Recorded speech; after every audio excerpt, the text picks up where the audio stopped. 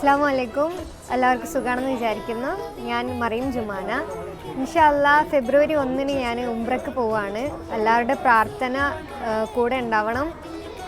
ഈ ഒരു ചെറിയ പ്രായത്തിൽ തന്നെ മക്ക KMCC എനിക്കും എൻ്റെ ഉമ്മാക്കും ഉപ്പാക്കും എൻ്റെ ഉപ്പപ്പക്കും സ്പോൺസർ തന്നിട്ടുണ്ട് ഉംറ. ഇൻഷാ അല്ലാഹ് അത് പൂർത്തിയാക്കി തിരിച്ചു വരാൻ എല്ലാവരും ദുആ ചെയ്യുക.